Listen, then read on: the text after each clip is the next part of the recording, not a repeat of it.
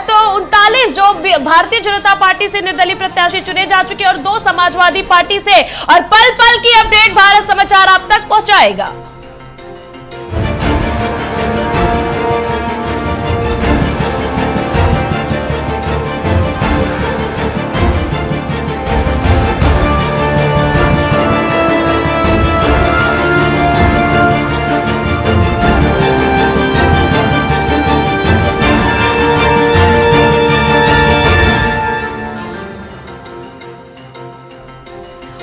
नमस्कार, मैं हूं आपके साथ शांतनु त्रिपाठी। यूपी में निकाय चुनाव के आज नतीजे आएंगे और आपको बता दें कि 17 नगर निगम, 199 नगर पालिका के परिणाम आएंगे और इसके अलावा 544 नगर पंचायतों के भी आज परिणाम आएंगे। साथ साथ 2 विधानसभा उपचुनाव के नतीजे आएंगे और उत्तर प्रदेश की बात, इसके अलावा दक्षिण की बात की जाए तो कर्नाटक विधानसभा चुनाव के भी आज नतीजे आएंगे और इन सभी नतीजों के जो परिणाम है सबसे सटीक, सबसे तेज आपको दिखाएंगे भारत समाचार पर। लगातार दिन भर अनुभवी रिपोर्टर्स के साथ लगातार ये महा कवरेज जारी है और पल पल की जो अपडेट है वो हम आपको दिखाएंगे। सुबह 8 बजे से सभी जिलों में जो काउंटिंग है वो शुरू हो जाएगी और देखिए उसको लेकर खास इंतजाम भी किए गए हैं।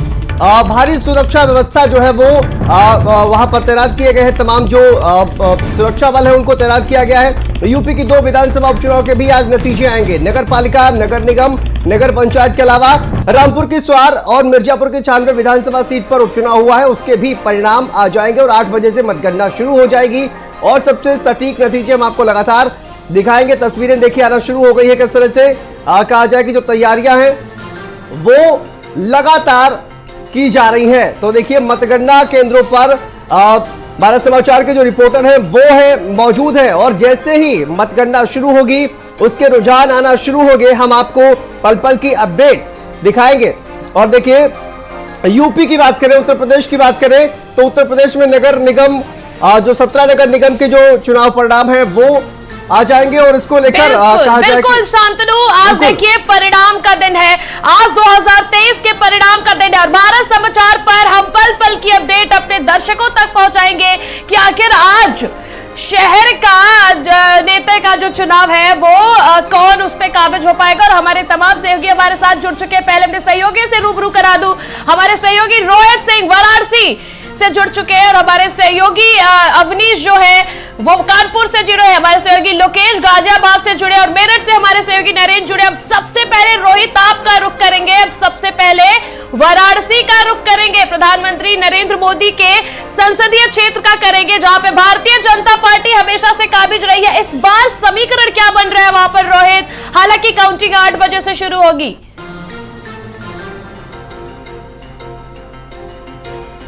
इसकी यदि हम बात की जाए तो यहाँ कहा जाता है कि मेयर पद पे भारतीय जनता पार्टी का कोई भी प्रत्याशी खड़ा कर दे वो जीत जाता है और इसी को ध्यान में रखते हुए टिकट का भी वितरण होता है। तो जो टिकट पा लिया वो एक प्रकार से अपने आप को विजयी माना जाता रहा है। अभी अगर पिछले 6 बार से अगर हम देखें तो, लेकिन इस बार मामला थोड़ा उल्टा दिख रहा है। भारतीय जनता पार्टी ने जिस प्रत्याशी को अपना टिकट दिया उसको भारतीय जनता पार्टी के लोग ही नहीं पसंद कर रहे थे। आला कमान ने निर्देशित कर दिया, प्रत्याशी खड़ा कर दिया तो उसको समर्थन करना मजबूरी है। लेकिन कहीं न कहीं भाजपा में इस बार जमकर भीतर घात हुआ है और अभी तक विकास के नाम पे जो बनारस में वोट पड़ता था इस बार जातिवाद की तरफ चल गया। ब्राह्मणवाद, ठाकुरवाद और कायस्थ अनिल श्रीवास्तव जो कांग्रेस से लड़े थे तो इस 3 भागों में विभक्त हो गया और बाकी जो मतदाता है, मुस्लिम है, यादव है, अन्य ओबीसी जो जातियां हैं, उनको मिलकर निर्णय करना है। यानी पहले जो एक क्लियर कट जनादेश समझ में आ जाता था इस बार कुछ समझ में नहीं आ रहा है क्योंकि मतदान भी 40% हुआ है। 40% मतदान हुआ है तो आप समझ सकती हैं कुछ भी भविष्यवाणी करना, किसी भी प्रत्याशी के बारे में कहना थोड़ी जल्दीबाजी होगी। हालांकि भाजपा के बारे में कहा जा रहा है कि वो पिछले ट्रैक रिकॉर्ड को देखते हुए, प्रधानमंत्री का इलाका है, इन सब चीज़ों को देखते हुए कहा जा रहा है कि भारतीय जनता पार्टी निकल जाएगी। लेकिन निकलेगी भी तो बड़ी मुश्किल से निकलेगी क्योंकि जिस तरीके से मतदान हुआ है, जितना कम प्रतिशत हुआ है तो कहीं न कहीं उसका असर कुछ उलटफेर तो दिखलाएगा ही। और यहाँ जो मुख्य लड़ाई है ये सड़क, गलियों और नाली के लिए नहीं लड़ी जाती है। यहाँ पे लड़ाई इसलिए लड़ी जाती है कि प्रधानमंत्री का इलाका है। एक तरफ देखा जाता है कि प्रधानमंत्री अपने ही संसदीय शहर में कितने मजबूत हैं। कहते हैं ना कि पहले आप घर में कितने मजबूत है तब तो बाकी का किला फतह करेंगे। तो भारतीय जनता पार्टी के सामने ये चुनौती रहती है कि अपने जो मुखिया हैं यानी नरेंद्र मोदी, जो कि यहाँ के सांसद भी हैं, देश के प्रधानमंत्री हैं, उनके पैर को कितने मजबूती से यहाँ जमाए हुए हैं। और दूसरे जो विपक्षी पार्टियां हैं वो इस प्रयास में लगी रहती हैं कि प्रदेश का परिणाम कुछ भी हो, भारतीय जनता पार्टी को यदि थोड़ा चोट देना है तो सबसे पहले जो हाँ उनका मुख्य पैर है वहां से कुछ थोड़ा डगमगाना है, थोड़ा हिलाना, इधर उधर करना है। जो मतदान प्रतिशत रहा है उसमें थोड़ा सेंध लगाना है। तो मुख्य लड़ाई बनारस में देखिए इस बात की होती है, जीते कोई हारे कोई, यहाँ पे विकास काम करने के लिए बहुत कुछ रह नहीं जाता है, लगभग संतृप्त है। जो बजट आता है सबके मत बने हैं तो उसमें कहीं ना कहीं खर्च करना ही है। बनारस में निकल के देखें, ठीक है, काम करने की कोई सीमा नहीं होती है, लेकिन यहाँ बहुत कुछ करने को नहीं है। यहाँ मुख्य लड़ाई सिर्फ इस बात के लिए है कि प्रधानमंत्री अपने शहर में कितने मजबूत है और बाकी विपक्षी दल जो हैं उनके किले में कितनी सेंधमारी कर पाए हैं और कितना वोट प्रतिशत जो अपनी तरफ खींच पाए। तो यही शक्ति प्रदर्शन देखिए बनारस में होता है। बनारस में मेयर के चुनाव का कुल मिला के अगर कहें तो मतलब सिर्फ यही होता है। ठीक है रोहित, वापस आएंगे आपके साथ। हमारे साथ सीमा भी हमारे संवाददाता जुड़ गए हैं लखनऊ से। सीमा, आप आपका रुख करते हैं, क्या तैयारियां चल रही है? देखिए 8 बजे से जो मतगणना है उसके जो रुझान है वो आना शुरू हो जाएंगे, परिणाम आना शुरू हो जाएंगे। अभी तक क्या किस तरह से तैयारियां जो है वो की जा रही हैं सीमा? देखिए, आपको हम बताएं कि मतगणना स्थल के बाहर किस तरह से सुरक्षा जो है वो तैनात की गई है और कोई भी व्यक्ति, आपको हम तस्वीरें दिखा रहे हैं, कोई भी व्यक्ति बिना पास दिखाए अंदर नहीं जा सकता, ना 2 व्हीलर और ना ही 4 व्हीलर। किसी को भी जो है वो अंदर जाने की इजाजत नहीं है। जो भी व्यक्ति जाएगा पहले यहाँ पर पास दिखाएगा जो निर्वाचन आयोग की तरफ से बनाया गया है और उसके बाद फिर जो है उसको अंदर जाने की इजाजत है, चाहे वो मतगणना एजेंट हो और या नहीं तो फिर कोई प्रेस के लोग हो या फिर जो सामान्य कोई भी प्रत्याशी है उसको भी अंदर जाने की इजाजत नहीं है। आप तस्वीरों में देखिए कि तमाम लोग जो है वो कार्ड लगाकर अंदर जा रहे हैं और बड़ी संख्या में जो है वो समर्थक भी यहाँ गेट पर जो है वो मौजूद हैं। इस तरफ की तस्वीरें हम अमरीश से कहेंगे कि दिखाएं। आप देख सकते हैं तस्वीरों में कि किस तरह से बड़ी संख्या में जो लोग चुनाव लड़ रहे हैं उनके जो है वो समर्थक यहाँ पर मौजूद हैं और उनको भी यहाँ पर रोक के रखा गया है। रमाबाई रैली स्थल के अंदर किसी को भी जाने की इजाजत नहीं है।